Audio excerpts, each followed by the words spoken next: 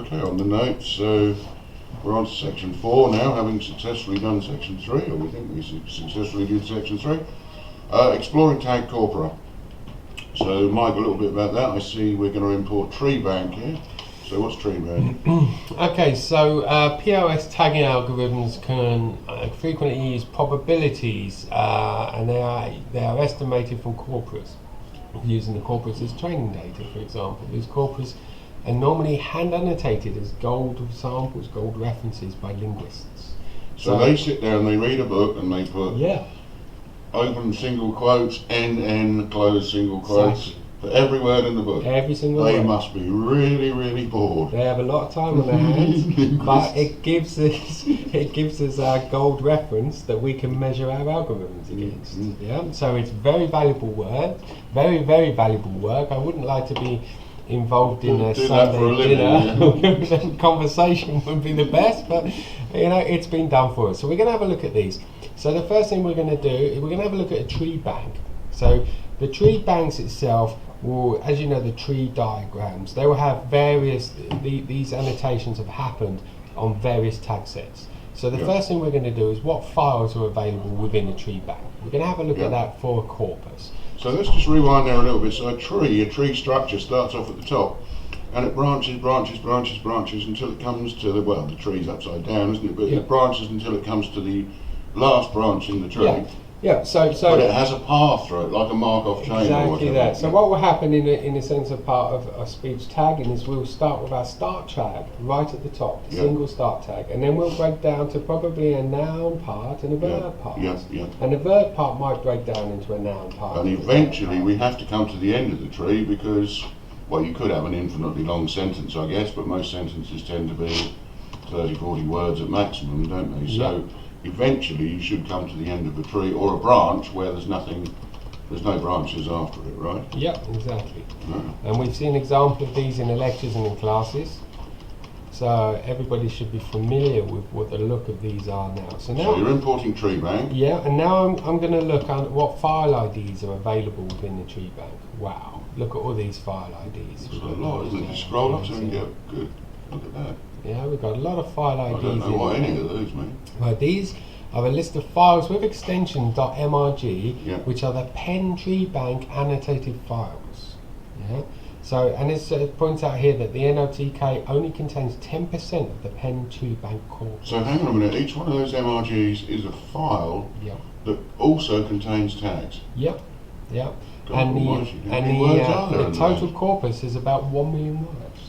And we're only using a small fraction. What did it say? 10%? 10%. So let's display the content of a file together with its POS tags. MRG files. I'm intrigued by this. So I'm going to go into the tree bank parts, the tree bank class, and I'm going to look at tagged words. It will come up on my little selector down here, tagged words. And I'm going to choose one of these files. So I'm going to look at the first file. So it's WSJ underscore 0001 .mrg, and I'm going to close that off, and I'm going to look at, I'm going to slice it. Can you explain a bit about slicing? Well, this is your old Python trick, isn't it, where you start at a particular point and go to a particular point. I like that, I would always remember that one. So you're going from 0 to the end of the book there, so that's all of them, isn't it, you got there at the moment. Okay, so we can see here, what we can see here is some tuples. Do you call them tuples or tuples? Tuples, I call them, yeah. Okay. We can see some tuples, and we can see a word and a tag. A word and a tag. Yeah. So it's a list of tuples. A list of tuples. Now, NMP, can we remember what that is? Well, I can show you a way to find that out. We're working with a Penn tag set, so I can pull this little command down here, and let's have a look what an NMP, I think we all know. But I can just search for an NMP like so, and we can see an NMP is a noun proper singular. Noun, so it's Fred, what you know, and car, house. We have a comma, which is tagged as a comma. We have a 61, which is a CD. What could a CD be at this point? Let's have a look at what a CD is. A CD is a numeral, a cardinal numeral. Yes, okay, it looks good to me, doesn't it? We have year, which is an NNS, old, JJ, adjective, a will, and MD. MD. Yeah, I don't know what that is. So look, MD. is a modal auxiliary. Did you know that? I didn't know there was a modal auxiliary, I must confess. We have so yeah, we can clearly see that these words have been tagged. Every single word, and punctuation now has also been tagged.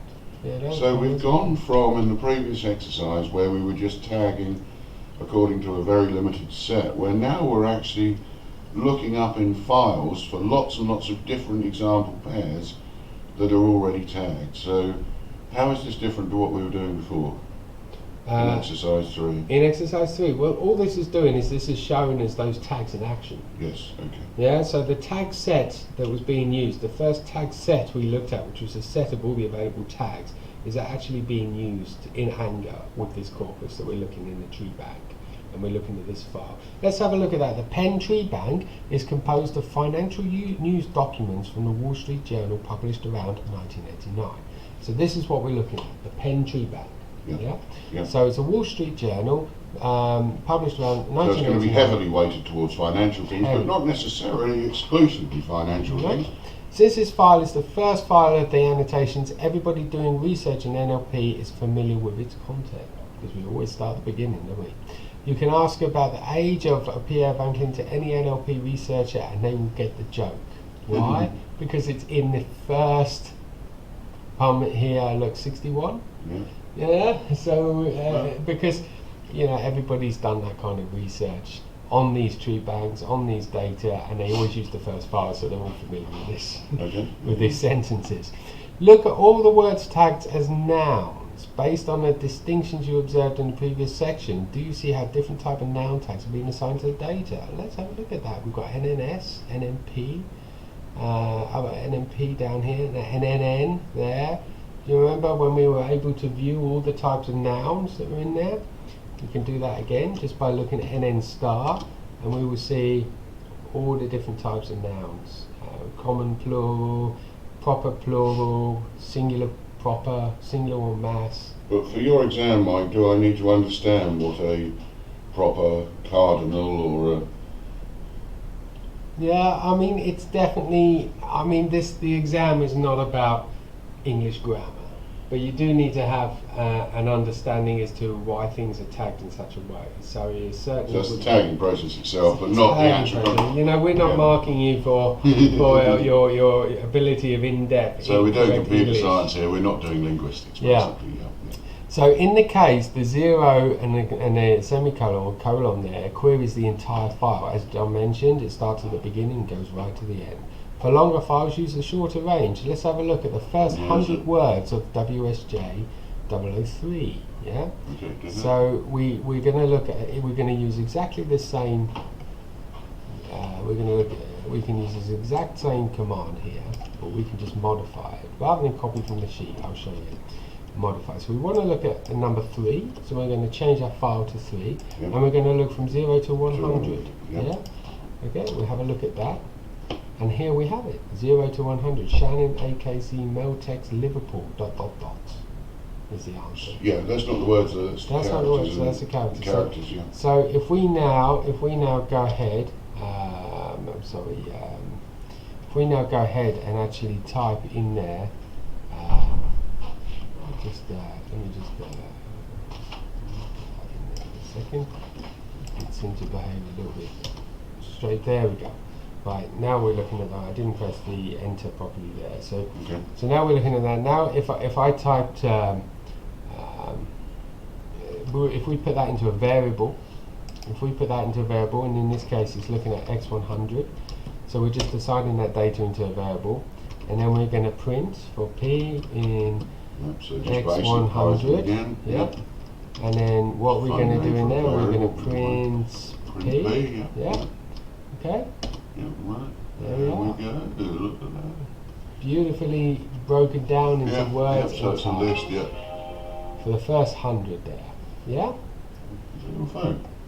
Yes, There's always one, isn't it? So, as it says in the assignment, this prints the first 100 words with tags in a pretty, or even a pretty. Yeah, well, that's a readable form. I like it when it goes to new lines like that, so you might like to consider that when you do your printing to screen. Okay, so that's exploring tags in action. That's exercise 4. That wasn't too bad, was it?